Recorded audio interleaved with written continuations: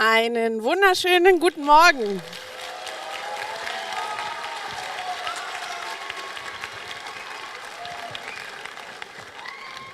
Good morning and a very, very warm welcome to the official opening of the youth program of the 24th International Literature Festival. You can applaud. There's going to be much more things you have to applaud, so it's good if you're already warm and hyped. That's excellent, that's what we need. I'm really thrilled to see so many of you here early in Berlin this morning. And let me start by acknowledging some individuals in the audience, and we're very glad that they're here. Please give a warm round of applause again for Professor Dr. Markus Hilgert, Secretary General of the Cultural Foundation of the Federal States, and Professor Dr. Frank Dufner, Deputy Secretary General of the Cultural Foundation of the States. I would also like to extend a special thanks to Lavinia Frey, she's the Festival Director of the ERB, and Henrike Schmidt, Acting Director of the Youth Program. Without them, we wouldn't be here. But we should not forget the real stars of this. This is, of course, the schools and its teachers and everyone who organized being here. And just to get to know you a little bit, I'm going to say the name of your school, and then you can applaud so we know where you're sitting and if you're listening later on. So I've heard that the Lilienthal Gymnasium is here. Where's the Lilienthal Gymnasium? Ooh. Still a bit sleepy? Okay. Where's the Docemus Privatschule Grünheide? Okay, there's still some potential. We have the Wilhelm von Humboldt Gemeinschaftsschule. Didn't make it. Yeah, perfect. And the Katholische Schule San Franciscus. Very brave, first row. We have the John Lennon Gymnasium. The OSZ Lise Meitner. The Rückert Gymnasium.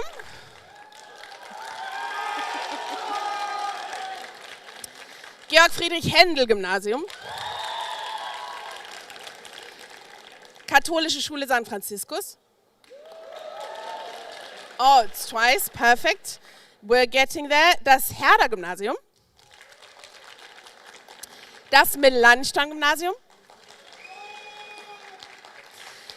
Die Berlin Cosmopolitan School. Und schließlich das Schiller Gymnasium. Und wenn wir jetzt schon bei der Danksagung sind, vielen Dank an euch fürs Kommen, vielen Dank an die Lehrer, dann gebührt auch unbedingt den Partnern und den sehr loyalen Sponsoren, die Jahr für Jahr dafür sorgen, dass dieses Festival weiterhin Bestand hat. Und nochmal einen riesigen Applaus für den Hauptstadtkulturfonds, die Kulturstiftung der Länder, im zweiten Jahr schon in Folge Hauptförderin des Jugendprogramms, und der US-Botschaft, die insbesondere diese Veranstaltung sponsert. Vielen, vielen herzlichen Dank.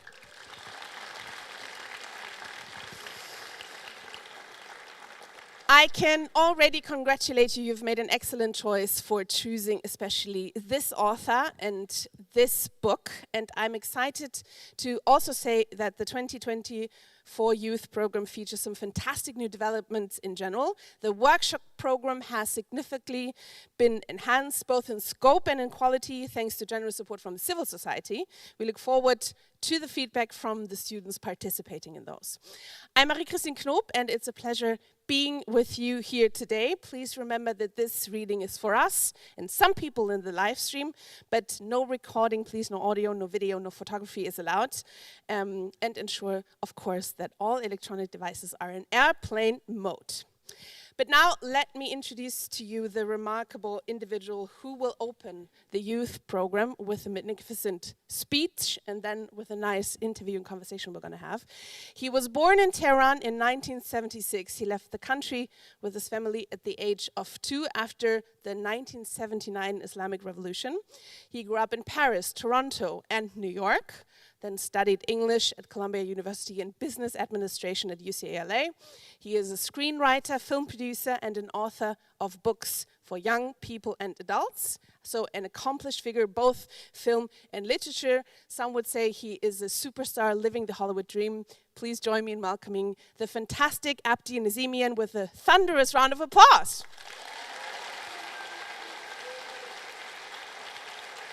The floor is yours.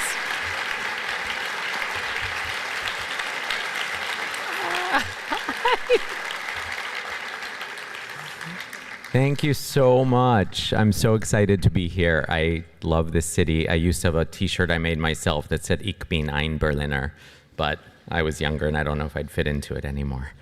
I would have worn it. The speech is called Inconvenience is a Friend. All my life, I felt that my existence is inconvenient for a collective of other people. This meant that for so much of my life, I hid the parts of myself that made others uncomfortable. I was always an inconvenient Iranian who didn't exhibit the behaviors that were acceptable to my cultural community. I preferred fashion to sports. I wasn't interested in going into business, medicine, or law like men of my culture were expected to. I longed for a creative life. I understood long before I knew what homosexuality even is that I was different. But I hid those parts of myself. I became an expert not at lying, but at weaving an incomplete story of myself to make my community more comfortable. I never pretended to have girlfriends or to have other interests, but I also never shared information about what I was truly feeling. Perhaps I would have been more open if I had lived in a different time or come from a different culture. But in my childhood and in my teen years, I felt that I might be the only gay Iranian in the whole world. Given the movies and books of the time, I thought only white people, Western people were gay. This was the 1980s and 1990s, long before the president of Iran said in 2007 that in Iran we don't have homosexuals like in your country. Of course, there are queer people in Iran, but when the president of Iran said those words, what he was really saying is that he doesn't want us to exist. Our existence is inconvenient to the story he wants to tell about Iran, so he made us invisible. Back when I was growing up, there wasn't even a word in the Persian language for being gay. All we had was a slur, which I heard too often, just as I heard slurs against gay people in French and in English in the hallways of every school I went to in France, Canada, and the United States, the three countries my family found refuge in after the Iranian Revolution forced us to leave Iran. I recognize now that the feeling I had as a kid of my existence being inconvenient to a collective of people is a feeling shared by most gay men of my generation. I came of age during the worst years of the HIV/AIDS crisis. As a teenager, I thought I had a choice between being myself and staying alive. My generation discovered our sexuality with fear and shame drilled into us. It took the US president of the time, Ronald Reagan, 4 years from the start of the AIDS epidemic to even say the word AIDS, let alone do anything. His message was the same as the president of Iran's. Queer existence was inconvenient to the story he wanted to tell about America, so he made us invisible. When you're inconvenient, you have two choices. You can hide pieces of yourself to make others comfortable, or you can challenge people. I wish I could say I had been braver sooner, but the truth is that I hid for a very long time. When I went to college in New York City, I had fantasies that the gay community would embrace me, that I would finally fully fit in somewhere, but there was always a limit to how much I fit in. In all those years of being gay in mid-1990s New York City, I didn't meet a single other queer Iranian or even another queer person from the Middle East. It was very clear to me that there were stark differences between my gay experience and the gay experience of my American friends. Those differences made me a very inconvenient gay man. Many of my American gay friends wanted to turn my family and the Iranian community into the antagonists of my life for not being more vocally supportive of me and more progressive on gay issues. My friends spoke the language of American self-empowerment, which tells us that if someone doesn't accept us exactly as we are, we should bid them goodbye. I spoke the language of immigrant families, which taught me that family loyalty comes before everything else. I was unwilling to walk away from my family and my culture to make the gay community more comfortable. And I was unwilling to live a false straight life to make the Iranian community and my family more comfortable. What I'm describing as inconvenience is an experience that's all too common for many people who identify as belonging to multiple oppressed groups, especially queer people of color. We grow up caught between two worlds, two core parts of ourselves that just don't make sense together. We are quietly taught at a very young age to only reveal pieces of ourselves in the spaces we inhabit. We learn to live a divided life and to be a divided self. Thankfully, many brave people eventually challenge the systems that stop them from living a full life. For me, that journey truly began when I came out to my parents in my mid-20s, almost a decade after I first came out to my high school English teacher. That's how long it took me to work through all my own internal shame. And yet, for years after my coming out, I felt even more stuck. I thought coming out would bring my two worlds together, but it didn't. I found myself defending my family and the Iranian community when in the company of gay American friends, and then I found myself defending queer rights and gay culture when in the company of my family and the Iranian community. I felt invisible and defensive everywhere.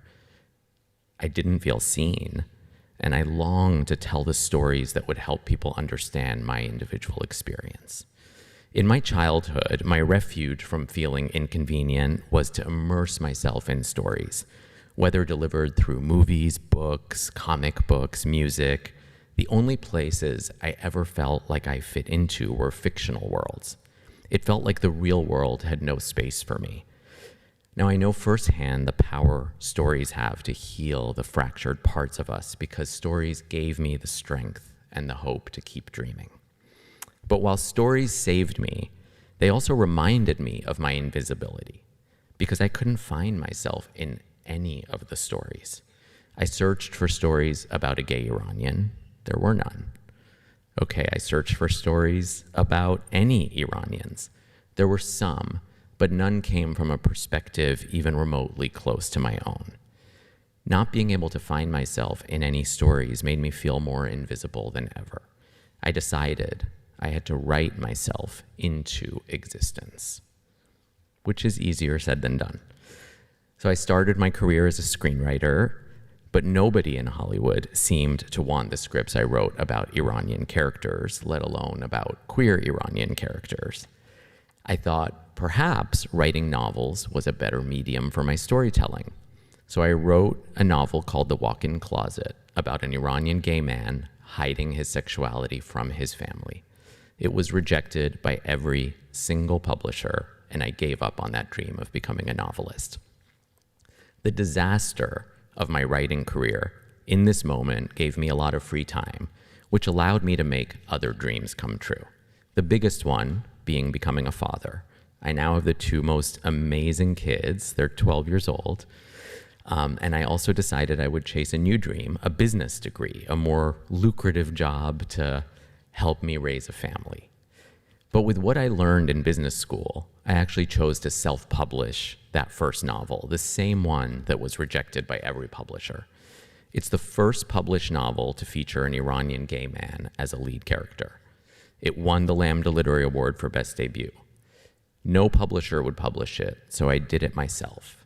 I turned my inconvenience into my friend, and it changed my life and gifted me this career as an author. I also decided to stop waiting for companies to tell me what I could write. I wrote from my heart, and I wanted to support other artists doing the same. So I got a job at a production company that supported independent filmmakers in making the kinds of film Hollywood studios are afraid of, deeply queer films like Call Me by Your Name. In the process of truly celebrating everything that once made me inconvenient, I learned a new way of writing and a new way of existing that's not grounded in fear and secrecy, but is grounded in honesty and curiosity. I wrote about all the things I hid for so long with the help of a far more spiritual writing process that I learned from a really magical book called The Artist's Way by Julia Cameron. Before reading that book, I viewed writing as a job, not as a responsibility. Even in my writing, I was hiding myself, hiding my fears and vulnerabilities. The Artist's Way is a book that taught me how to unite the fragmented sides of my identity on the page, and I highly recommend it. My greatest successes as a writer have all come not from writing what others wanted me to write, but from telling the most personal stories. My novel, Like a Love Story, is about 3 teenagers getting involved in AIDS activism in New York City in 1989 and 1990. One of them is a gay Iranian facing all the issues I've just spoken to you about. The book is about everything I was told to hide about myself. And ironically, it's my most successful book and the one that's made me feel most understood. My book, Only This Beautiful Moment, which is the first, but hopefully not the last to be published in Germany, is my most personal work. In telling the story of 3 generations of Iranian men in the same family, 2 of whom are queer, 1 of whom is homophobic, all of whom are worthy of our empathy, I hope to challenge those who would rather divide us than to see the humanity in all of us. As in all my books, it unites the queer and the Iranian communities on the page and attempts to make sense of the fractured relationship between East and West. I don't want to imply that I don't still struggle with people who want me to be invisible. In the United States, where I live, my books are banned in numerous school districts. I feel a lot of heartbreak over the message this sends to young queer kids who are probably feeling the same feelings of shame I felt when I was young. Queer stories for young adults are inconvenient to many people, and so they want to make them invisible. The point of this speech isn't that challenges disappear when we finally come to a place of enlightenment. Challenges always remain. HIV/AIDS is still a global crisis. Homophobia, transphobia, racism, sexism, anti-Semitism, Islamophobia, and other forms of prejudice are still too common. But what I hope you'll take away from these words is that sometimes our challenges are also our gifts. In my life, living at an intersection meant never fully belonging anywhere. Too gay for the Iranian community, too Iranian for the gay community. It's been hard, and in the end, it's been a gift. It forced me to reconcile seemingly irreconcilable things, both in my life and on the page. It gave me the hopeful defiance I needed to start a family, get married, fight for a more truthful existence. The inconveniences of life always exist. Our job as humans and as artists is to turn every inconvenience into a friend. Like a true friend, the things that make us inconvenient will challenge us, they'll teach us, they'll make us feel less alone, and ultimately make us stronger. All of which is why I hope these words inspire you, all of you, in your own ways, to be inconvenient when you need to be. Treat your inconvenience as your friend, and make people see the things about you that make them uncomfortable. It won't be easy, but it will be necessary, and it will feel good, because if there's one thing I've learned over 2 decades of writing, it's that the act of creation only gratifies the soul when the stories we tell reflect our truth. The rest is a job, which is fine, but the work of making art should feel like more than a job. It should be a calling, a spiritual act, and in the words of my hero, James Baldwin, it should disturb the peace. Thank you.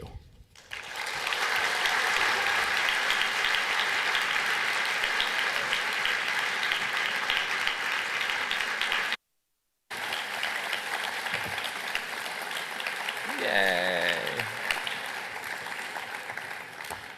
Thank you so much. That was very, very impressive. And as we have many students here today from the age of 15 to 19 probably, I'm curious if you think back to the 15-year-old Abdi, would he have believed that you would travel the world speaking here in Berlin and elsewhere, sharing your stories and live off writing? Not at all, no. Growing up, being an artist didn't seem like a job that anybody could have. And even when I moved to Hollywood, I did move to LA because I loved film and TV so much, and it was always my passion to just work in Hollywood. I didn't know what the jobs were, but I always figured I would work in some executive capacity as some kind of business person in Hollywood, and that's what I was working towards. I didn't, English wasn't even my first language. I didn't think I could write in English.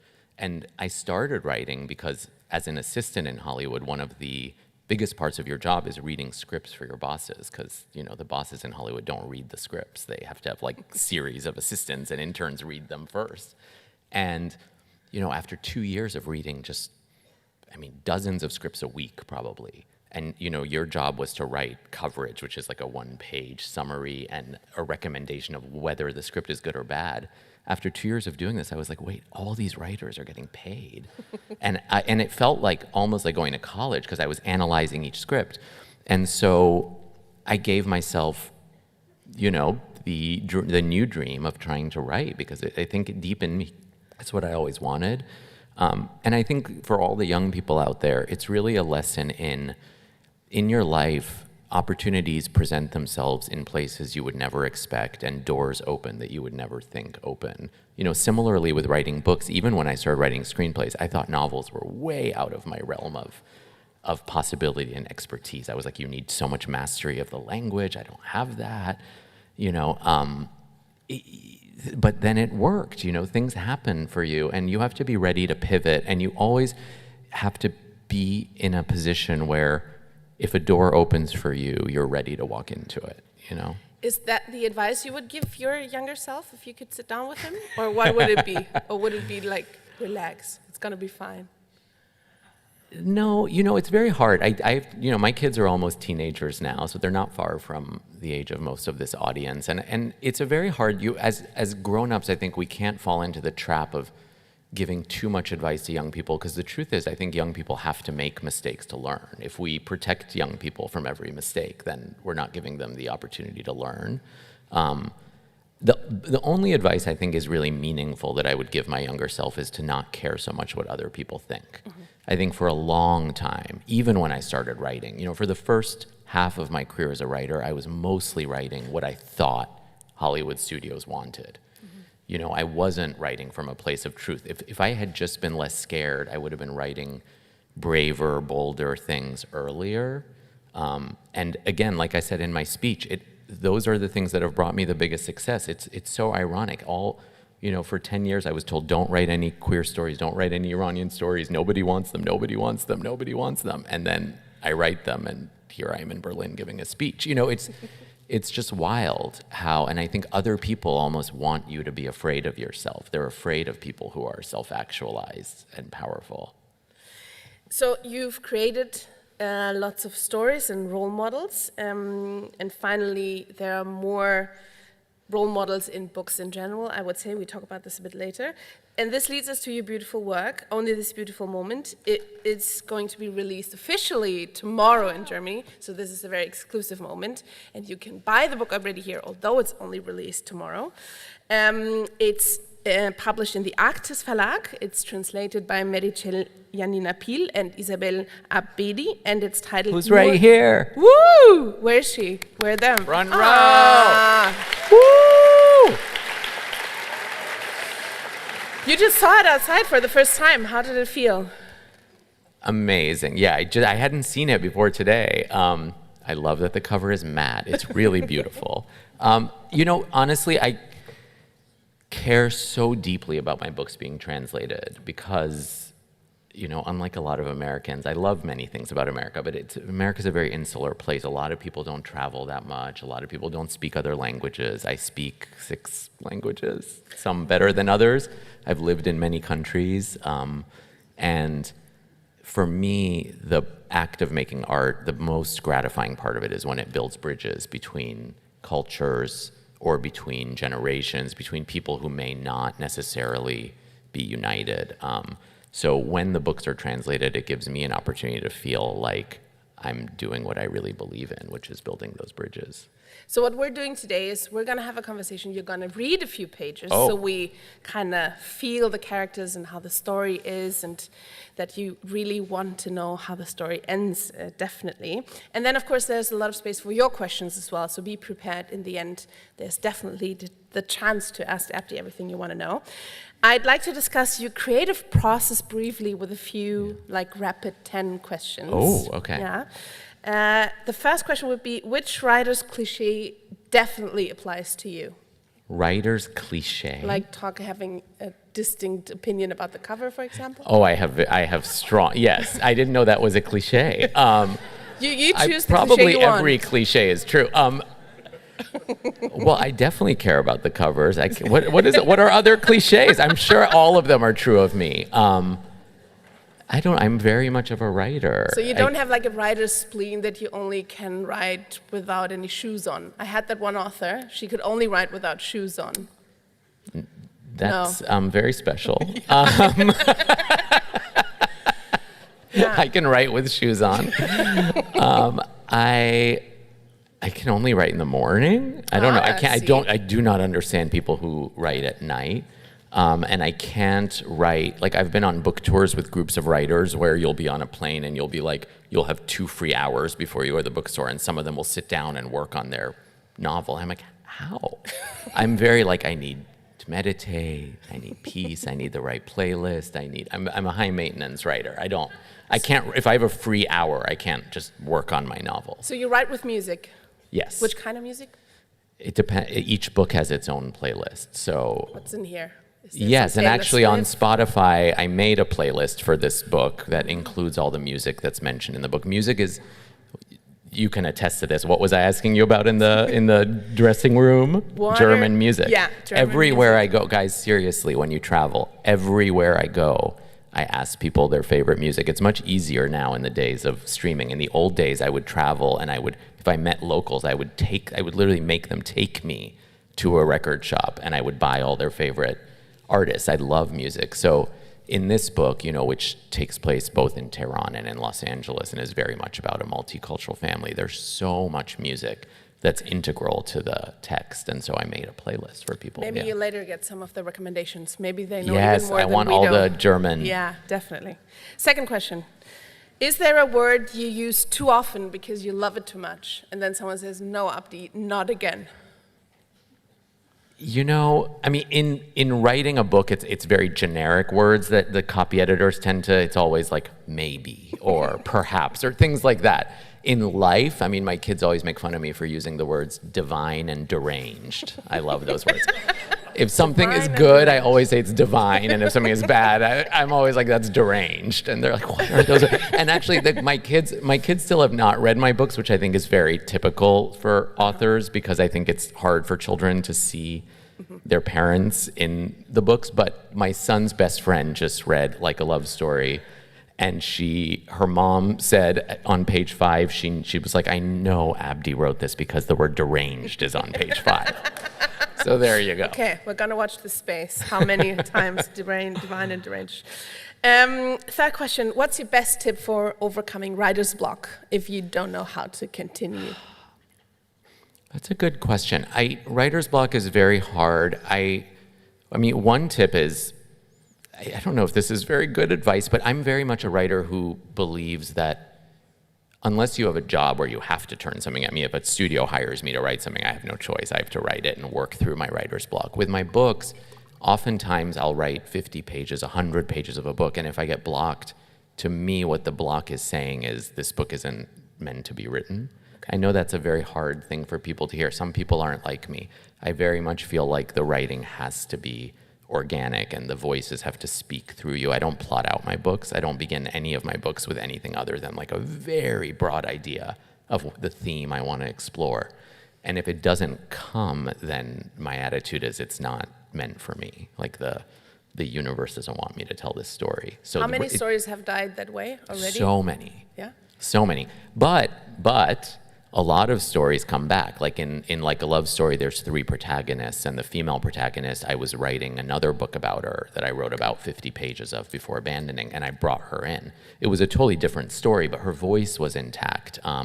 Only This Beautiful Moment, which is about 3 Iranian men, began as a work in progress about a young woman in old Hollywood. I'm very obsessed with the Hollywood of like the 1930s and 40s. And so We're I going to was meet writing. one of them as well in the second part. But originally it was about a girl. She was very much inspired by like Judy Garland and Natalie Wood and a lot of my childhood obsessions.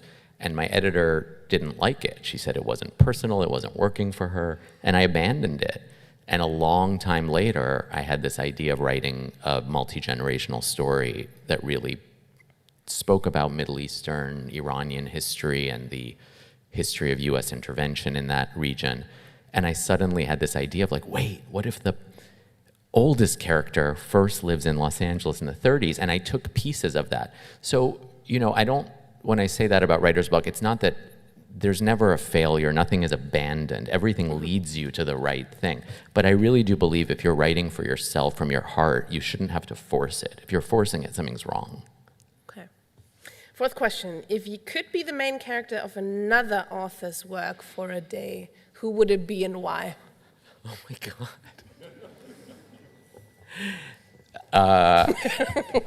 The woman who just wrote the new Madonna biography so that I can hang out with her. That's an amazing choice. So Madonna, that's great. Which episode of Madonna? Blonde Ambition Tour 1989, 1990. Okay. I would live in that very little specific chapter. Answer. Yes. Okay, perfect. Is finishing a book like arriving or saying goodbye?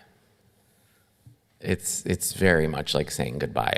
I release the books. I tend not to read them. It's always very hard. I'm like 2 books ahead of this now, and I don't like reading my own books. I tend to have a very good attitude about you have to release the book into the world, and it belongs to others, and others can interpret it as they want. Do you want to correct something if you're reading later to us? Yes. Okay. Are you secretly going to do it?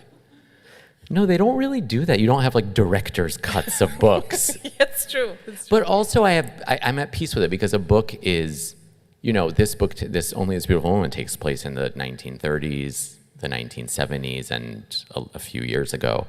But it's also a book about the exact time in which I wrote it. It's a book about me 2-3 years ago and what I was thinking about. And so I always have to, if I want to correct something, I have to remind myself, no, this is a record of what you wanted to write when you were that age. It's not about what you want now. Do you tend to write too much and then cut it down, or does your editor ask you to write more? Too much. Too much. How many pages was that? Do you remember? So much was cut from this book. So much. And people often say, especially with young adult books, which tend to, they can't be too long. People tend to say, oh, I wanted more of this. I always think that that's actually, people think that's a critique. I think of it as praise. If someone wanted more of something, it means you did your job. Perfect. With an established film and television career, why do you still need to write books? Because no one will make these as movies or TV shows. Okay. Oh, what was that? Oh, that was. I think that was the head of Disney, telling me I'm never going to get hired again. Welcome the head of Disney to this room. No, but honestly, I started writing books I've been through 2 writer strikes. Now, I don't know how much you know about the business of Hollywood here, but writers in Hollywood are unionized, which is the best thing in the world. It's how my family has health insurance. I have pension. You have all this amazing stuff. But it also means you go on strike every so often.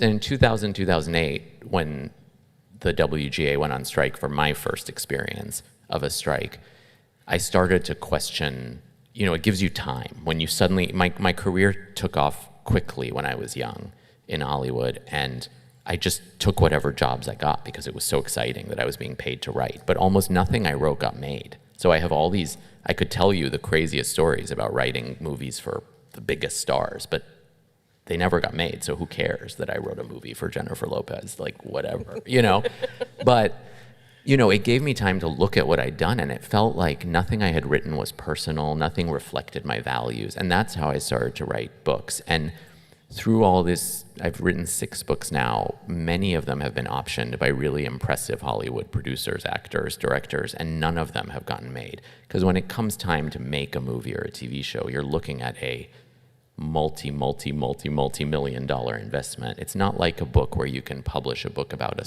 more niche subject and it can still find success. In Hollywood, you have to appeal to a very big mass of people. And unfortunately, the very queer Iranian stories I write don't really appeal to that many people. So it's not, they don't see it as like a mass product. I hope that changes someday. But, and then there's casting issues because in Hollywood, things get made based on actors. That's how you raise money generally, is by casting a star.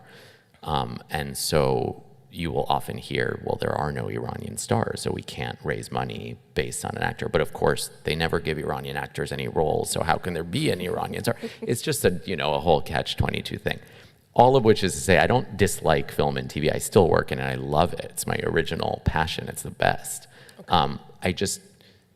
I had to, like I said about walking through doors, you have to pivot. I'm smart enough to know that if I wrote all these same stories as screenplays, they wouldn't get made. And I want people to know the stories. So I switched to books. The last question before we're going to deep dive into the book. What can you achieve in young adults literature that other literary genres don't allow? I don't know that other literary genres wouldn't allow something, but I do think young adult literature is unique in that the readership demanded more diverse stories told by people who actually experience them. I think that is something that really came from your generation and the generation just above you. I think they were tired of hearing stories about the history of the world told by the same, type of person. And so, in the US, they call it own voices. I don't know if that's a term that they use here, but, it's really about platforming, giving more attention to authors who are telling stories that are lived in, which is not to say my stories are all fiction, but I am writing from a perspective of the Iranian experience and the queer experience that's emotionally unique to me. And there's more honesty in it. I also think what I love writing in young adult is just like the teen years they're so immediate, every emotion is so right on the surface. And it's not like, I feel like with a lot of adult fiction, which I love, but so much of it is layered in so many layers of like irony and, I love how just like upfront the emotional life of teens is, and it's so fun to write. So the last question then would be, which is harder, the first sentence or the last sentence? Oh, God. Really, the hardest is the middle. No, but it's true. It's true. If you're a writer and you write something, be afraid of the middle. It's kind of easy to figure out how something ends. And starting something is very fun, but somewhere in the middle you get lost and you're like, I don't know what's supposed to happen. I know this is going to happen at the very end, but I have to fill 300 pages in between. So that's really... Okay. Is someone in the audience who wants to become a writer or who likes writing? You can raise your arm. Very few people. Oh, wow, we have a few. Maybe we have to be more enthusiastic about this, so in the end there are more hands. The opening line of your book, being gay on the internet is exhausting. Was that already there at the very beginning, or did you switch changes, and why in the end was that the first sentence? I love a first sentence that is somewhat bold and attention-getting, and I did feel like the first chapter of the book is told from the contemporary character. I do find being gay on the internet exhausting. I find just being human on the internet exhausting.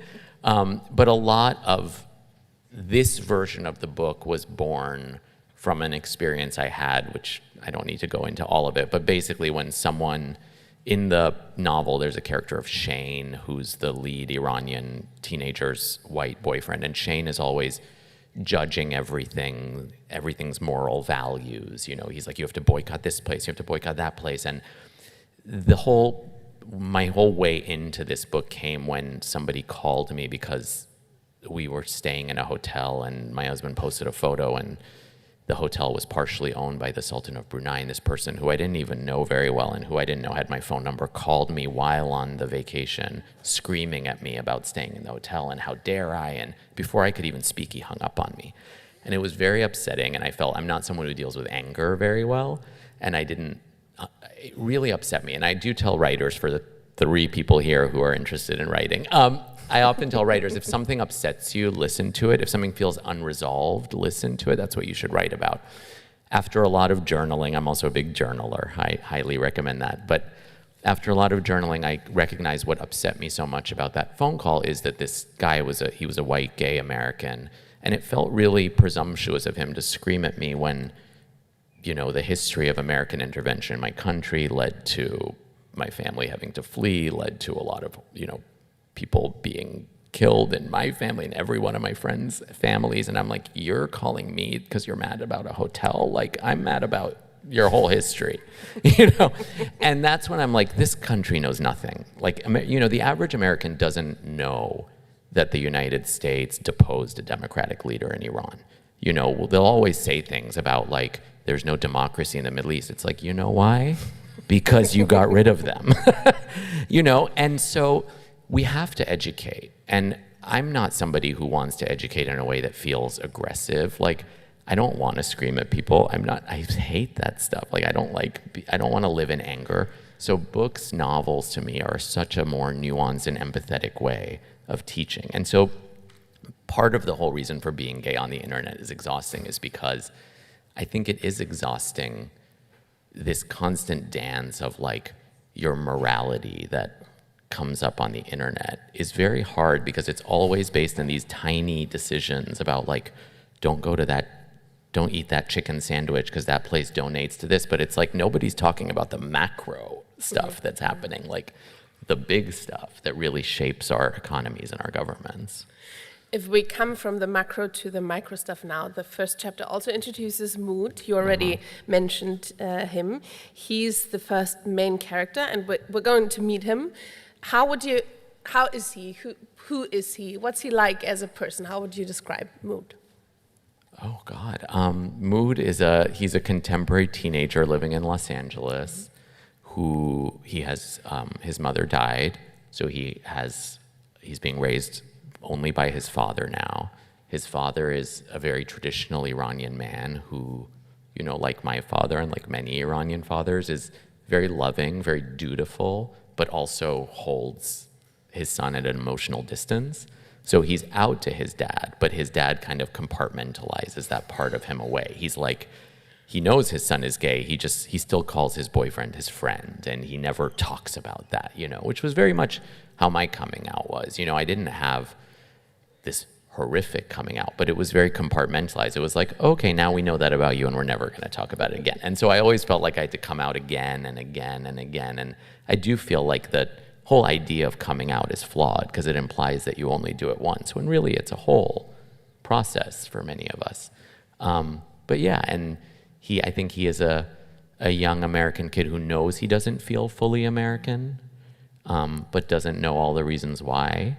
And the beginning of the novel is him going back to Iran to be with his grandfather who's dying. And in Iran, he finds, I think, a version of the country and the culture that really surprises him and hopefully surprises readers. Last question before we're going to hear you read a few pages. He's in Tehran. He's already with his dad and his grandpa, and then Ava shows up. Maybe a few words about who's Ava. Oh, I love that you ask about her, because she's not one of the protagonists. She's very inspired by my cousin. I have the best cousins. If you're Iranian and you have cousins, it's like they're siblings. She's this big, brash, dynamic personality who lives in Tehran. The majority of her friends in Tehran are queer. She loves Moud and accepts him right away. And she, that scene, all of the Tehran scenes, the contemporary Tehran scenes and the 1970s scenes are really heavily researched. I have not gone back to Tehran, but I have cousins and friends who live there. But that initial scene, there's a scene where Moud first arrives in Tehran and Ava, his cousin, is like, I'm taking you to a party tonight. that was inspired by an American friend of mine who went to Iran. And he, you know, back when he went to Iran, you had to go on like a cultural visa with a tour group. And I told him, I'm like, no, you're going to be picked up by my cousin. You're not going with some tour group. My cousin's picking you up. And he calls me at like 5 a.m. Iran time. He's like, what is happening? Your cousin picked me up, took me straight to a party. Everyone at the party's queer. And I thought none of this was legal in Iran. I'm like, yeah, welcome to my cousin's Tehran. And so I just wanted exactly that feeling of that phone call, that feeling of just utter surprise for Moud. Like, oh, wow, I thought Tehran was going to be this repressive place. And of course it is legally. And as you know, hopefully there have been huge protests there and the government is absolutely horrific there. But people find ways of congregating, of creating community behind closed doors. So, yeah. And you're very lucky because we're all going to go to a party in Tehran now with Ava and Moud. Oh, yay. Did someone bookmark it? Oh, they did. They did. And how long do I read? I feel like I will stop you. You will? You know? Yeah, I know. Oh, wait, it's marked. Somebody marked it. Look at that. You're taking care of me. Okay. Yes, so this is a scene from the perspective of Moud being taken to this party. At 11, I can't sleep. My mind is reeling, and one of the things keeping me up is curiosity about this party Ava wants to take me to. Against my better judgment, I throw on a pair of jeans and the coat she gave me, then tiptoe down the stairs. I can hear Baba snoring in the living room. He's moved in there since he can't get his wheelchair upstairs. And it's right next to the room where Hassan Agha sleeps, so he can help if Baba has an emergency. I find my shoes at the entrance of the house and put them on. It's cold outside, and the freeze in the air makes me second-guess my decision. Maybe I should go back in. But before I can get out of going, Ava's car pulls up. She rolls the window down. "Get in," she says. I do as I'm told. To my surprise, I'm happy to see her. Yes, she's abrasive, but she's also fascinating. When she hits the gas, she turns the music up. It's a remix of an old Dalida song. I love her. Do you love her? My dad listens to her, I say. She's heavily featured on his card night playlist. All those Iranian men sing along to her when they play poker. All your dad's friends are Iranian men, she asks. I nod. I guess sometimes he plays golf or tennis with someone who is an Iranian, but yeah, for the most part, it's all Iranian men. I mean, their wives too, but the wives never come over because, well, my mom's not around. She offers me a warm smile as she says, "That must have been so hard losing her so young." I nod but say nothing because we don't talk about how hard it was to lose her. Don't say a word about this to any of the parents, by the way, especially not mine. Aren't you 21, I ask? Why do you still have to sneak out? She laughs. Welcome to Iran, where parents treat their daughters like children until they get married. Thankfully, mine are deep sleepers. So you still live with them, I ask, thinking I would never live with my dad at that age. I always have. She shrugs. I thought about living in the dorms during college, but the dorms are even more strict. Where are we going, I ask as she makes a sharp turn. My friend Siamak works part-time at an art gallery. He's a freshman at the College of Fine Arts, the baby of our group, and probably the most talented. Anyway, the gallery owner is letting us have a party at his house in Niavaran. It's going to be fabulous, you'll see. You'll love my friends. They're the best. Obviously, I only surround myself with the best. She pulls up to a quiet street and screeches her car to a halt in front of a gated home. She presses a button outside the gate, and we're buzzed inside. She takes my hand and leads me in. Music is blaring, something ambient and dreamy. There's smoke from cigarettes in the air obscuring my view of the guests. She wasn't kidding. They are fabulous, one more stylish than the other. There's Siamak, she says, pointing to a tall, lanky, scruffy guy. His curly mop of black hair is pulled back by a hairband, letting his open face catch the light. He quickly glances our way, then turns his attention back to the guy he's huddled with in a doorway. I'll wait to introduce you later. He looks busy. Do you mean? I want to ask if she means that he's flirting with the other guy. It certainly sounds that way. She clearly gets what I'm thinking. With a smile, she says, a lot of my friends are queer. As the smoke clears, I start to piece together what I'm seeing. Scattered among the crowd are men holding hands, women flirting with each other. I don't know what I was expecting to find at an Iranian party, but it wasn't this.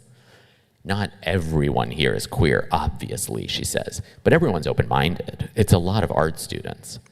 I look around. So many of these young people have turned their bodies into art, experimenting with hair color, piercings, tattoos. One guy has half his head shaved, the other half buzzed and dyed turquoise. Almost all the guys have at least one piercing in their ears. Most of them have more. There are girls with smoky eyes, people who wear all black, and people who stun in bright colors. I should tell Ava I'm gay. I should tell her I've had a boyfriend for 4 years. But somehow it all feels like too much for this moment. So all I say is, this is so cool. She smiles as she ties her head covering around her waist. You see, Tehran isn't just nuclear power plants and prisons like the Western media wants you to believe. The underground party plays tricks on my brain. It's not what I'm seeing. Queer life in Iran, Persian fashion, contemporary art on the walls, people leaning on sculptures as they blow smoke rings from their lips. No, what's messing with me is the way my fingers reflexively reach for my phone, wanting more than anything to post pictures of all this magic. I find my brain turning every detail of the room into captions. Hashtag, there are no gays in Iran, a little nod to my namesake Ahmadinejad and his idiotic catchphrase. Hashtag, underground mood, a little nod to my nickname. Hashtag, why am I thinking in hashtags when I felt so happy to be liberated from social media? Ava holds up a decanter of red wine. Have you ever had a drink, my young cousin? I smile. Yeah, but I'm a lightweight, so just a small glass. She pours a small glass for me, a big one for her. I'm deep in thought as I take a sip, still thinking about how much I'd love to post about all this, share it with the world. A rial for your thoughts, Ava asks, her teeth already stained red from the wine. Just taking it all in, I say. You were obviously thinking some kind of really deep thoughts. She takes another sip of wine. That was a Tori Amos reference, she says. You like her? I'm about to say my boyfriend likes her. He discovered her when he did a podcast on female artists who produce their own records. My musical knowledge isn't as vast as yours. I know you don't want to tell me what you're really thinking, she says, but all in time, I'm nosy and pushy. And what did you call me again? Presumptuous, I say, a nervous smile on my face. But she still seems to love the word. I take a sip of the wine and the sourness of it shocks me, then relaxes me. It's stupid. I was just thinking that this is the first place I've been to in ages that actually deserves to be shared on social media because it really is so cool and people should know that this is Iran. Well, not really, she says. This is a very small, very secret piece of Tehran. Yeah, but maybe if more people knew it was here, then it wouldn't be so small or so secret. She raises her glass up. Hashtag truth bomb, she says with a laugh. Hashtag truth be told, I joke. Hashtag the truth shall set you free, she says with a wink. Hashtag truthful Tuesdays, I take a sip of my drink. I'm already feeling warm and floaty. Well, it's not Tuesday, so I'm not sure that works, she says. And we're not really actually posting anything, so what's your point? Another sip. She cackles. Touche Tuesdays, she blurts out, and we both crack up. Anyway, real truth bomb here. I just deleted all my social media, so I have nowhere to post this party. No Insta, no TikTok. How do you even exist? She pokes me, pinches me playfully but firmly. Just checking to see if you're real. That actually kind of hurts, I say. She stops the pinching with an apologetic look. Then she squints at me hard. I think I'm stating the obvious here, but just in case, you do know that if you posted any of this, you could put everyone at this party in danger, especially if your profile were public, or if you were an influencer. I laugh. I'm definitely not an influencer, and I wasn't saying I would post it, just that in a sea of stupid photos of people's dinners and their pedicures and sunsets and shit, this is actually something that should be shared. And the reason it should be shared is that no one knows about it, she says. Therein lies the conundrum. I smile. She's loud but wise. She's a little like Shane that way. Maybe that's why she puts me at ease. There should be a word for when you're like writing social media captions in your head while you're living your daily life. There is, she says firmly. What, disassociation? No, withdrawal. What you're going through is withdrawal. You're an addict. We all are. Yeah, I say solemnly. That feels true. Maybe it's a good thing we're not allowed to be as open here as you are in America. Her eyes take in the party crowd, the canoodling couples, the gossipy friends, the loud drunks, and the sad drunks. I mean, it's not a good thing that queer people here aren't free to be themselves. That's not what I'm suggesting. No, I know you aren't. You're not. But maybe not documenting every moment allows us to, I don't know, be in the moment. Thank you so much. Yay! Woo.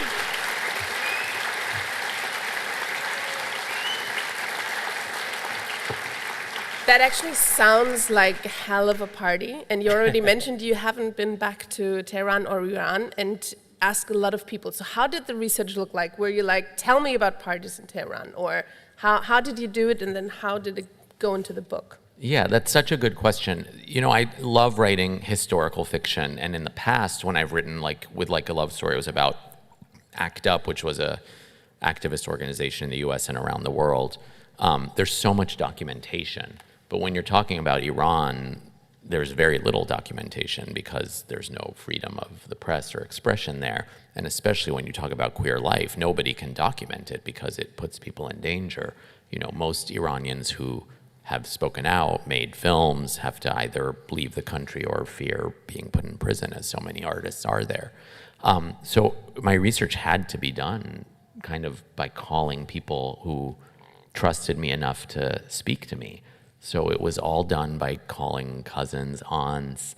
You know, with my generation, it's a little easier. The previous generation of Iranians, for the most part, they're very cagey about talking very openly about stuff. But I think what surprised the people I talked to was how mundane the things I wanted to know were. You're not asking questions about like the big picture political stuff. It's more like, where do people eat? What music was playing? You know, when I would call my aunt about the 1970s in Iran, the most fascinating stuff is like the kind of street food they would buy when they were on a break from school, or the fact that all the bars and clubs they went to had English and French names, you know, the specificities of the fashion of, you know, that's what it was. And with my younger cousin who lived there, who really helped me the most, so much of it was about the specificities of the parties. What are the ways that people congregate? I included a character who's in the art scene there, and the art really plays into it because I was really interested in that. A lot of that did come from research.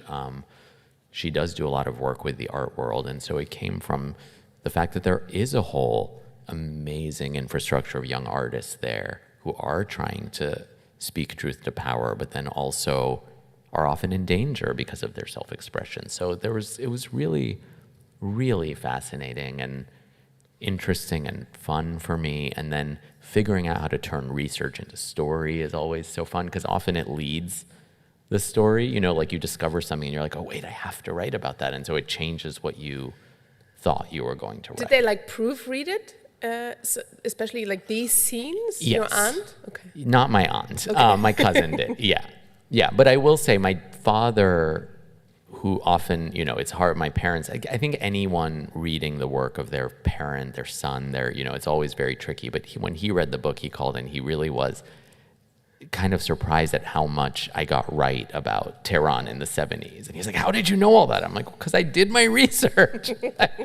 You know, you want to get it right. It's very important, I think, when I write very grounded stories. I'm not writing fantasy. I'm writing stories that hopefully feel real to the people who are living them. And so, you know, I try. You mentioned Shane at the beginning already. Shane is Moud's boyfriend. He's not in Iran, but they're obviously FaceTiming, and it's quite difficult for Moud to get this feedback. So why did you place that Shane character? What's his role? Like, what does he stand for?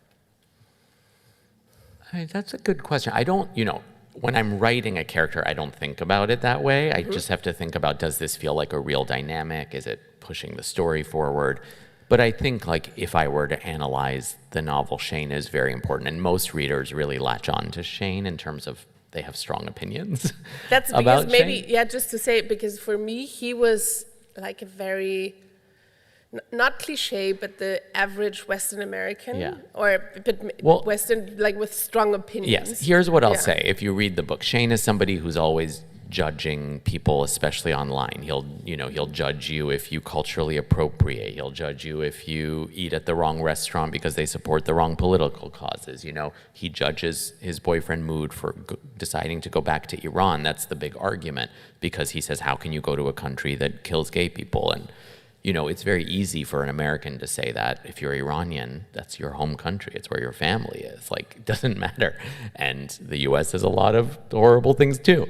But the one thing I'll say about Shane is every single person who has commented on him despises him, probably more than I do. And everyone says, like, I don't like Shane, or I don't know a Shane. But they're everywhere. You just go online and it's all Shanes. It's nothing but people expressing themselves that way. So I'm like, you all hate him and say that you don't know anyone like him. But then I go on Twitter, Instagram, TikTok, and you name it, and all I see is similar things. I'll leave it at that. Why do you think it's so difficult? Because I think we see that often in the world. I lived in Mexico, for example, and there are this cliche stories about Mexico, and you can see in the news it's all about drug cartels and journalists. And this is true. This has all happened. Like you were saying about Iran, this is true. But at the same time, there are these parties and these people. Why do you think it's so difficult for people to accept that there are a lot of things happening at the same time in a very weird coexistence? I think a lot of people, okay, this is going to be a very circuitous answer. But I remember one of my favorite professors in college, an English professor who taught a class on the Beat Generation, said, and this was the 1990s, so it was a wild thing to say at the time, but she said to our class as we were preparing for our thesis papers that in her experience, straight white men didn't write the best papers because they hadn't been taught to look at themselves, to really ask questions of themselves. And I think that, I'm not obviously, so there are so many incredible thinkers, but I think in general in the West, in America, people aren't taught to look at themselves. Like when you're growing up marginalized, every step of the way, you have to ask yourself, why am I like this? Why do I think like this? What do I represent? What does my identity mean in this world? The dominant culture doesn't have to look at themselves that way. And so I think in America, there is there's this unquestioning attitude toward the way that they live, where it's just very clear, this is right, this is wrong. I mean, I'll give you an example that very much relates to Shane. We were on my last book tour, I was in a room full of young Americans, and they were discussing that the subject of the actress Sydney Sweeney came up, she's on Euphoria, she's a big star now, but she got into trouble on social media because she was at her mother's birthday party, and I don't know all the details, so I may get it wrong, but I guess some people found photos of the birthday party where there were people wearing Trump hats, and so everyone's like, how could she go to this party? And I was the only person who's like, am I misunderstanding? Wasn't it her mother's birthday party? What was she supposed to do? Not show up to her mom's birthday party?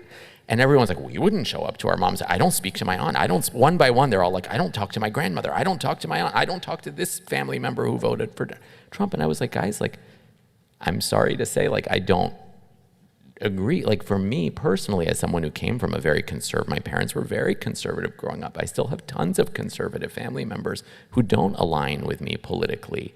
But they're my only family. We were immigrants who went from country to country to country. They're all I have. They're the only group of people who understand my whole trajectory in the world.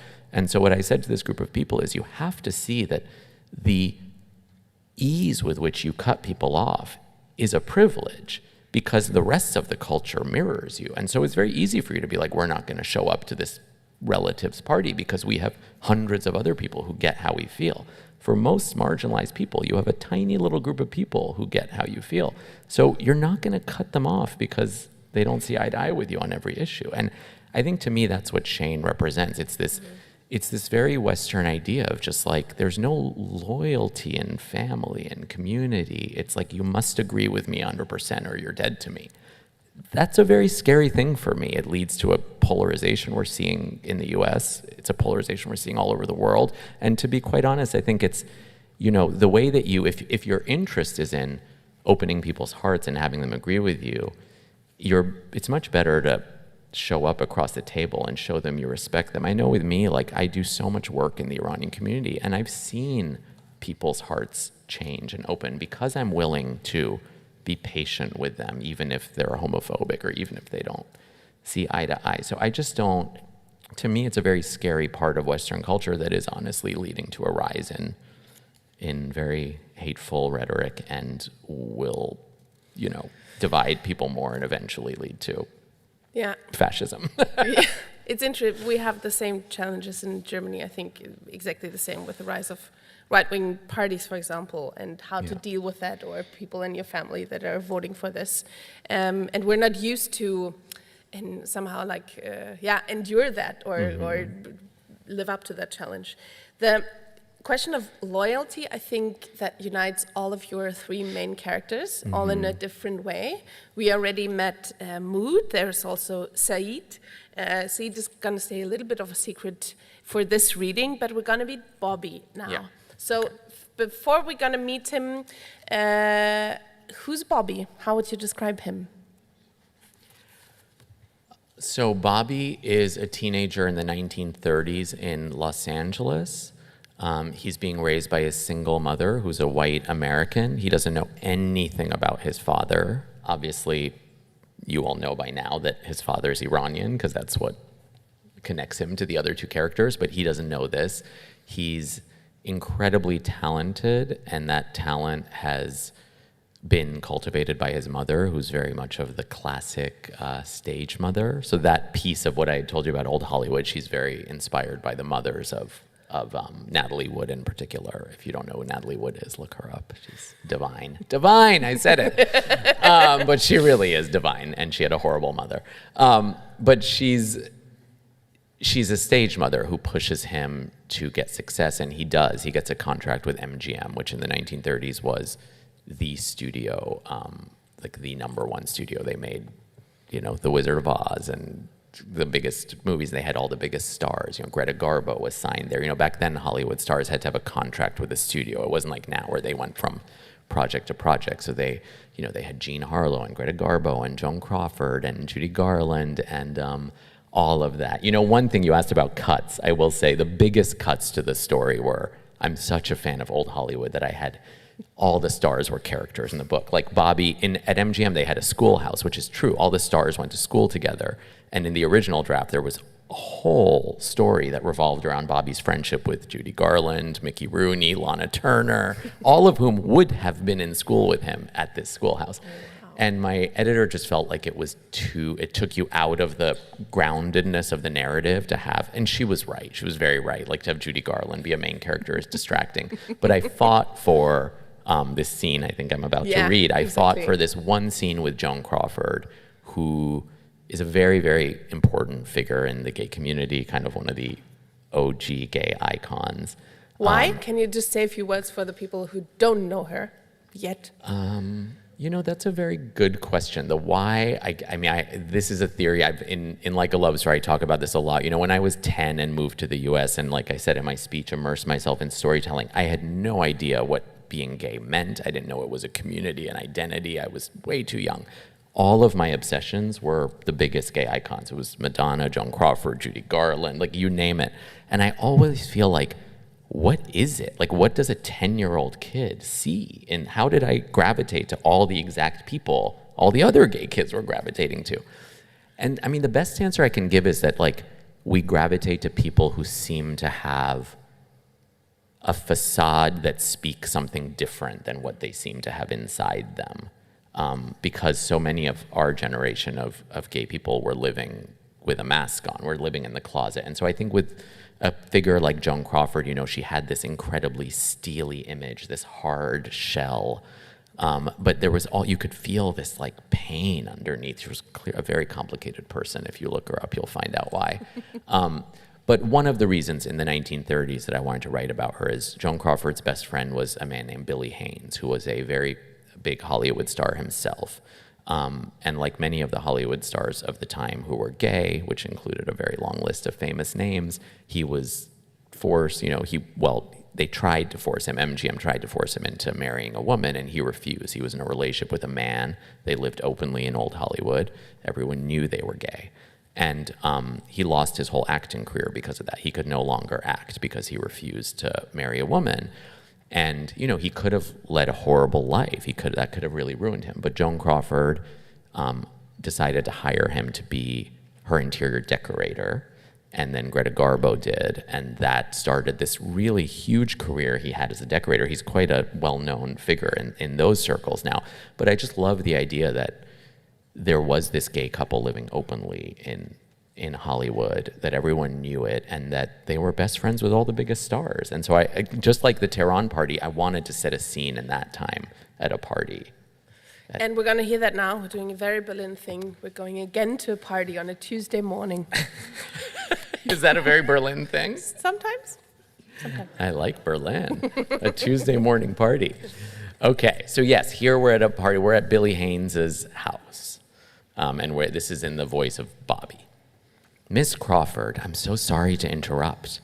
The two men step aside so Joan can take center stage. Mildred, right? Joan asks. How is your father? He was ill? Mildred blushes. Yes, but he's much better now. I can't believe you remembered, Miss Crawford.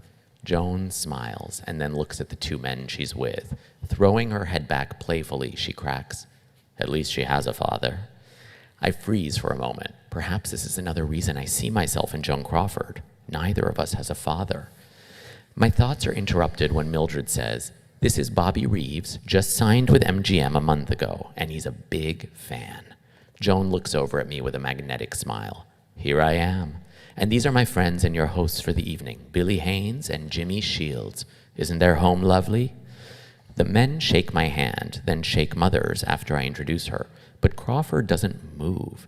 She just stands there as if she knows she's on display. We thank Billy and Jimmy profusely for having us. And then I turn to Joan and gush. Miss Crawford, I don't want to bother you, but, well, I think you're the greatest star of all time. I just want to say that I've seen every film you've made. Not every film, Billy says with a laugh, and Joan kicks his shin with her heel. Bless you, child, Joan says. And then she adds wryly, when Mr. Mayor pulls you in for a meeting, make sure to tell him everything you just told me. Maybe then they'll give me better pictures. Oh, your pictures couldn't possibly be any better, I say. Joan shrugs, like she doesn't agree, and mumbles something about Norma Shearer I can't quite hear. Then the two men give Joan a pep talk about her career, and I don't hear every word because they talk fast and low, and also because I'm just looking at her, like the whole world has disappeared and I'm staring at her in close-up. I realize something. The feeling I have at the pictures, it's the very same feeling I have when I'm with Vicente, like the world around us disappears. Joan says something to Billy. You don't know what Mayor will do with me. Look what he did to you. He didn't do a thing to me, Billy says. I made my own choices and I have no regrets. I'm happy. Really, I am. To my surprise, Billy squeezes the other man, Jimmy's back, when he says this. My eyes can't look away from this gesture. A man's hand tenderly resting on another man's back, in public, at a party, in their home. It almost feels like a hallucination. Then Billy, who seems ready to end this part of the conversation, announces the evening's first performance. My heart starts to beat. My fingers twitch a little. My mouth suddenly feels dry in anticipation of hearing my name. But it's not me. The first performance is Cole Porter at the piano, accompanied by a young starlet dressed as Mary Magdalene. Porter plays magnificently, and the starlet is riveting, singing those suggestive words. Love for sale, appetizing young love for sale. The crowd goes absolutely wild for them. I'm clapping so delightedly that I don't even hear Billy announce Salome's dance as the next performance. I feel like my brain shuts down when I sit at the same piano Cole Porter just played. The doctor was right. If I didn't have the added boost of the pep pill, I might have crumbled under the pressure of this moment. Who am I to play? Who am I to follow Cole Porter, to play for Joan Crawford? And yet, all my doubt is vanquished by the surging confidence I suddenly feel. My fingers travel across the keys with more passion than they ever have before. I add flourishes that I hadn't planned, improvising on the spot. The dancer playing Salome keeps up with my every move, and I wonder if she's taken a pep pill too. At one point, I take my right hand off the keys and use it to bang on the side of the piano like a drum. Salome hops atop the piano as I turn the piano into a percussion instrument. The crowd goes wild. When it's over, the applause is like a waterfall, and I realize I was good. No, I was great. I am a star. I catch my breath after taking a bow with Salome and instinctively make my way outside. Mother and Mildred follow me, each one trying to outdo the other in their gushing praise for me, like it's a competition. They argue over who to introduce me to first. A few feet away from them, I see a bar and quietly head toward it. Mother and Mildred don't even notice me disappear. "A Shirley Temple, please," I say to the bartender, a movie star of a man who happily obliges in mixing me a kid's drink. "Amazing, isn't it?" a voice asks. I turn and see someone standing next to me. A man, but he wears a tuxedo and a fur stole over his tuxedo, which both scares me and piques my curiosity. "What is?" I ask, staring at the man in disbelief. "Is he allowed to dress like this?" "Shirley Temple," he says. "She became a star not so long ago, and already she has a drink named after her. It's my favorite drink, too." To the bartender, he says, "One more Shirley for me."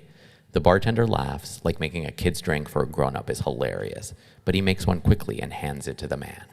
"You were wonderful," the man says to me. "Cole Porter better watch his back." "Oh, thank you," I say, sipping on my Shirley. I hadn't realized how parched I was.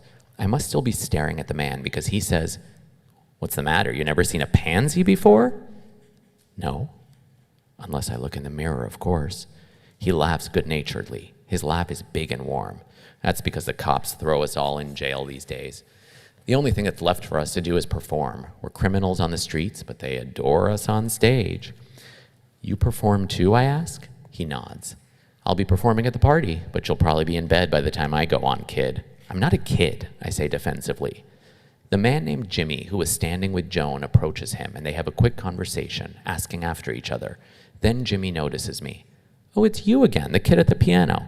"Oh, don't call him a kid," the man in makeup says. "He doesn't like that." "But he was good, wasn't he? I told him Cole Porter better watch his back." "Instead of watching other people's backsides," Jimmy says, and they cackle with glee. "My name is Bobby," I announce, observing the strange confidence in my voice, and realize I haven't gotten the man's name. "And you are?" I ask. "By night, I'm Zip Lamb," he says, offering me a limp, gloved wrist. I shake his hand firmly, overplaying my masculinity. "And by day, I'm..." He pauses for comic effect and says, "Who am I kidding? I sleep all day. I'm nocturnal, like a honey badger." Jimmy laughs. "You were truly wonderful," he tells me. "Even Joan was impressed, and Joan is rarely impressed." I beam at the praise. "Thank you," I say softly. "I should get back to Billy," Jimmy says. "I'll see you at the Hollywood Rendezvous later," he asks Zip. Zip raises his arms up in the air and freezes in a pose. "You'll see a lot more of me at the rendezvous than you will here. I go on at midnight, and you've never seen anything like what I have planned." Jimmy leaves, and I turn to Zip, wanting to ask him a million questions. First of all, are Jimmy and Billy a couple? Because it sure seems that way. And if they are a couple, well, it means the world isn't what I thought it was. I never believed that men could be together openly like this. But if they can, then who's to say me and Vicente won't be the same someday? Maybe we can share a home, a life. My mind spins. No, the whole beautiful world spins. I turn to Zip. "Hey, what's the Hollywood Rendezvous and what happens at midnight there?" I don't get the answer because Mother and Mildred find me. They don't even acknowledge Zip. They pull me away, and Mildred says they've agreed on a list of who I should meet before I go home. They push me around the room, introducing me to casting directors and conductors and publicists and directors and even writers. "Don't bother impressing the writers," Mildred says. "They're the least powerful people in Hollywood." "And they're all communists," Mother adds. When 10 o'clock rolls around, Mildred says it's time to go. "The party's over now." "But it's not," I say. "Zip Lamb hasn't even performed yet." "Who?" Mother asks. "The man I was talking to at the bar, the one in the..." I don't want to point out that he was wearing makeup and fur, so I say nothing. "The pansy?" Mildred asked dismissively. "Oh, sweetie, he's not performing for you or me. It'll be a fruits-only performance." I look around and see that it's not just us leaving. A whole group of people are clearing out. A smaller group, mostly men, but some women, Joan included, linger behind. You will stay away from people like him in the future, Mother says. He's disgusting. Men like him prey on boys like you. On that, we can agree, Mildred says. As they lead me out, I realize this might be the first thing that has brought Mother and Mildred together, their hatred and disdain for the very thing I know I am inside. I can't sleep that night. Thoughts are buzzing inside me like they have a heartbeat of their own. I play piano in front of movie stars. I met Joan Crawford. But that's not the part of the night that keeps me from sleeping. It's those men I met, Billy and Jimmy, the way they touched each other, the way Jimmy said, I should get back to Billy. It makes me realize something. I should get back to Vicente. I should tell him I love him. Now, while this energy is coursing through my veins, now, while I have the courage to imagine a better life for us, a braver life. Thank you so much. Thank you.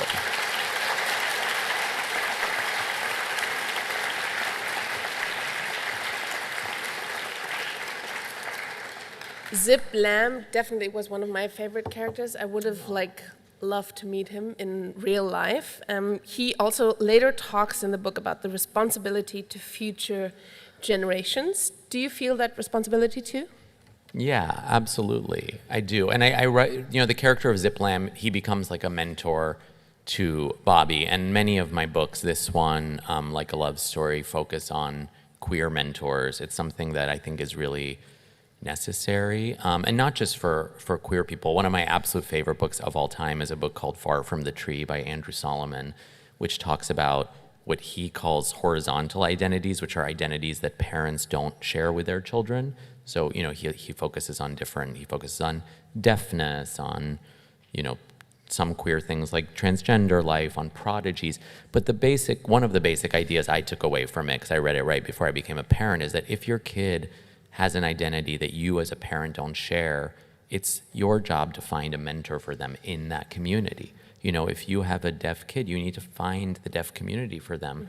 Mm-hmm. I've been contacted by parents of queer children who tell me, we live in a place that has no queer people, and I'm reaching out to people that might give them some guidance. That's the most beautiful thing to me.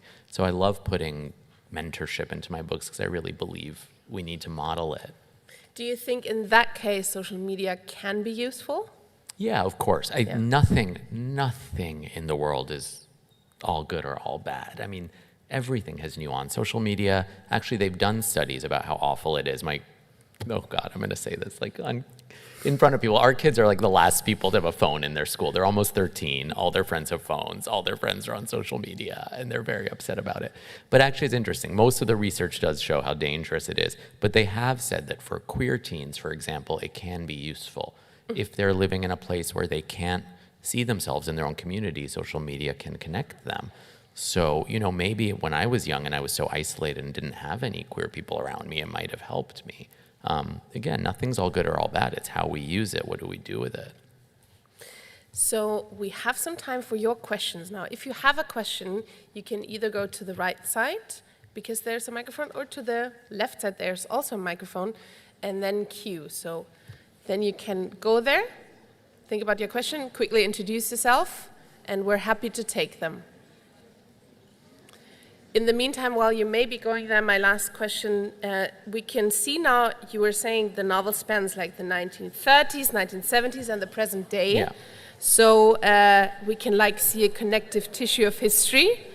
What's the importance of the past in knowing your history? It's so fun to see people are going to have questions. Yeah. When I was growing up, my history is not something that was available to me. Queer history was never taught, and it was pre-internet, so I had no access to it. I didn't know there was queer history. Like I said, I thought I was the only person who was queer. And similarly, Iranian history was not available to me, and that's really because, like many immigrant families, my parents, aunts, uncles, they thought the right way to raise kids was to protect them from the trauma of the past by not telling them. So growing up, I always could feel that a lot of bad stuff had happened in my family's past. I never knew what it was, and I knew better than to ask because it was clear. It's like we don't talk about the revolution. And I think what I learned is that if we don't know our history, we fill it in with even worse things. We fill it in with our anxiety. And I think history is very important for young people to know they weren't alone and that they're walking a path that was paved for them by others. Perfect. So we kick it off with a question from here. Hi. Hi.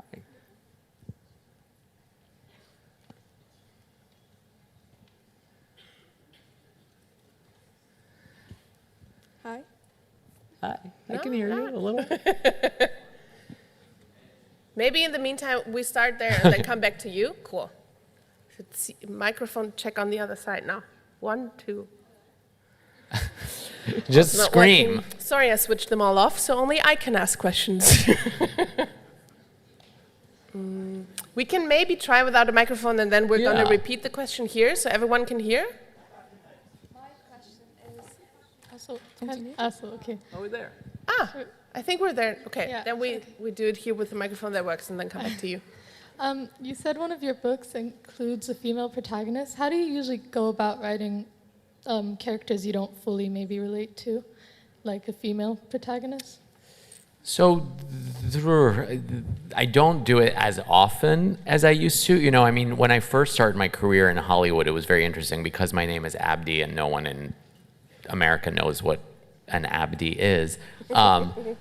Most of the scripts I wrote were about women, and when I would take meetings, people were always shocked. They're like, "Oh, we thought you were gonna be a female."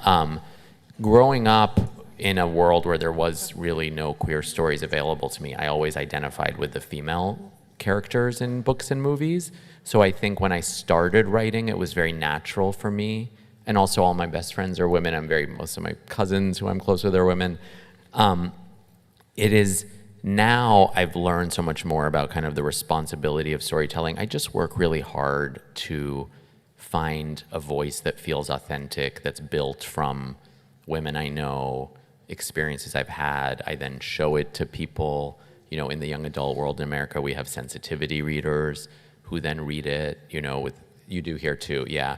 I mean, with the character of Judy in Like a Love Story, it was, you know, one of my for me, a very special character. She's not only a female, but she's a fat female whose uncle is queer, who's dealing with some very specific things. It went to sensitivity readers who shared a lot of her experiences, and those responses still mean so much to me because it was both amazing to see what I got right and also amazing to learn a lot from them, from their feedback, and to correct things that I got wrong.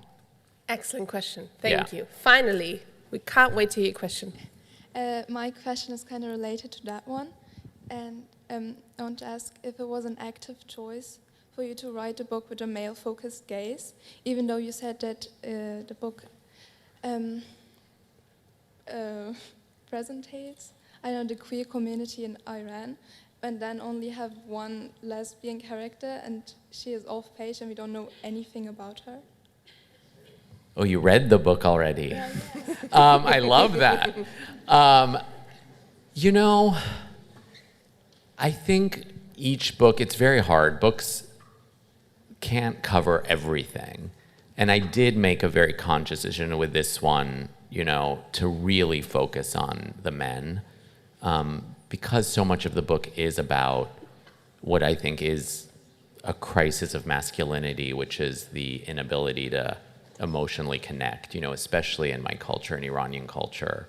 It's much easier to connect with the women. The women are more emotionally open than the men. The men are really taught not to show emotion, not to reveal anything, not to talk to each other about their feelings. And so I wanted to really zero in on the men because ultimately this book is about how these 3 generations of men are all holding their own secrets. And those secrets are rooted in broken hearts, in their experiences. It's not that they're bad people, but it's about how they eventually break those walls down. It really is about breaking walls. There's an amazing song, like we talk about music, by Gugush, Gugush is like Iran's biggest pop star, and it's a song that they sing in the karaoke scene here called Do Panjere, which means 2 windows. And the whole song is about these 2 windows that can't be together unless you break the wall.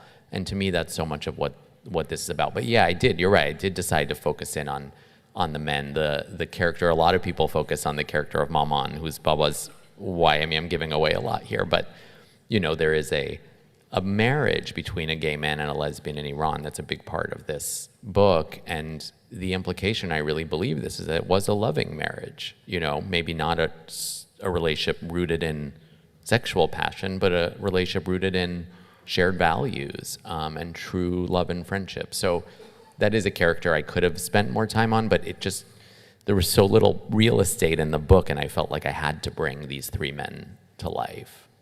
Thank you so much. Also, excellent question. We go back to this side. Is the question, do I have a religion?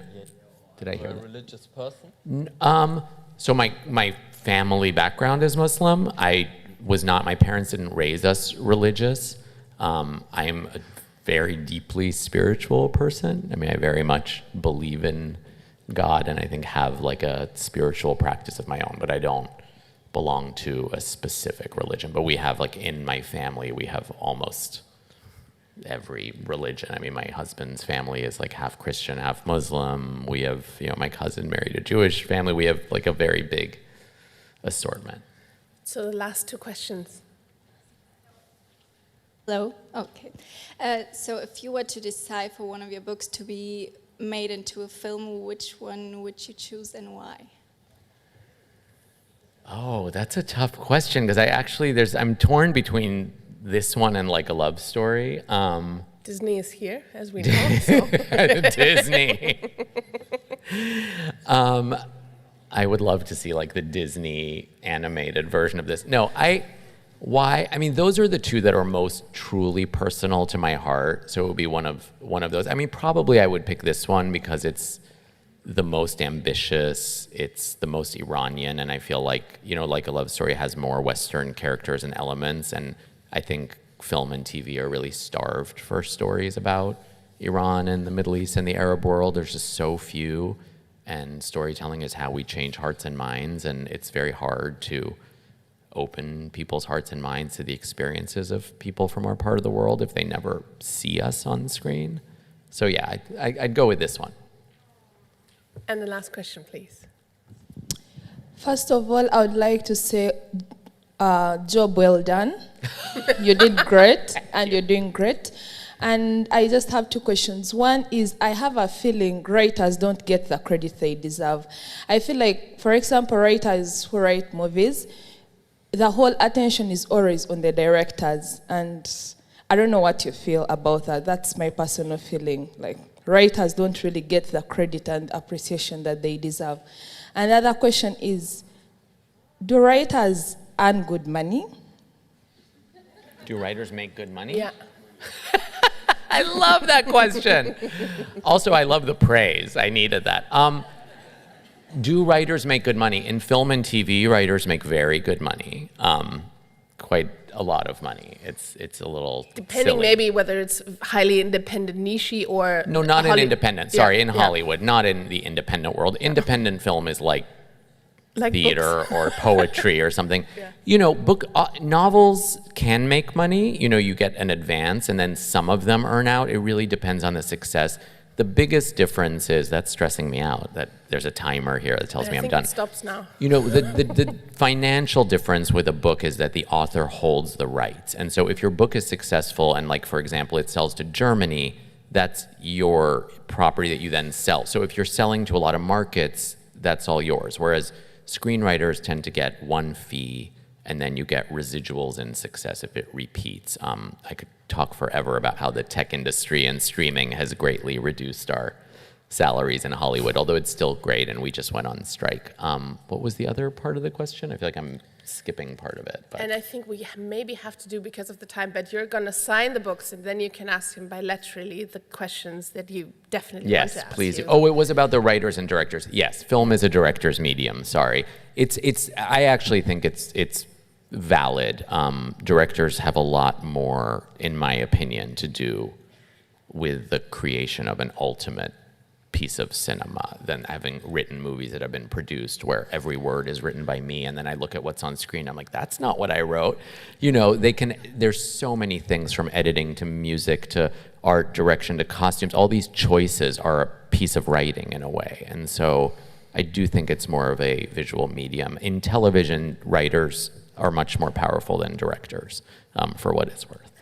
To close this up, I want to go back to your opening speech and very quickly, but because it's important, your goal of representing the LGBTQI+ community and youth in your novels has led to your work being targeted by conservatives and with books being banned in some school districts. And I would like to know, how do you remain still hopeful about the power of art and storytelling and building bridges through it? Yeah, so I don't know if that's happening here too. In the US, my books have been very widely banned, kind of district by district. And, you know, when it first happened, I felt very defensive and angry, and it's a very hard experience. I have to say, if you've never gone through it, I wasn't prepared for what it felt like to get threats online and be personally attacked. It's a very strange feeling, and you feel like you have to lash out. Once I got over that and really looked deep into myself, I realized that like all I can do is hold true to my values. You know, if you disagree, it goes back to what I was saying about how do you talk to people who fundamentally disagree with you on issues that are important to you. All you can do is hold true in your own values and present them from a place not of anger, of defense. I'd like to express my heartfelt thanks to everyone involved in making this event a success. Huge applause for you in the audience for coming early on a Tuesday morning. Thank you so much.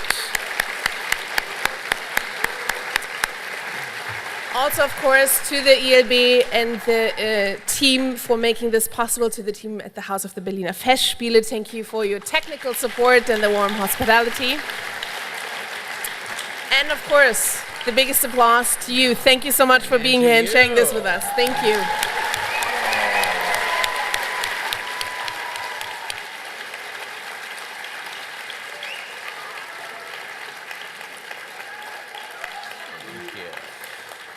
Now it's your chance to buy the German book one day earlier than the rest of the world, or the English book. You can buy them outside in the Kassenhalle, but, and that's the one rule, you need to make sure to collect all your bags and jackets from the cloakroom before heading to the book table, and then and then you can cheer directly in front of him because you're going to sign the book. You're also waiting outside in the Kassenhalle. Thank you so much for coming here. See you very soon.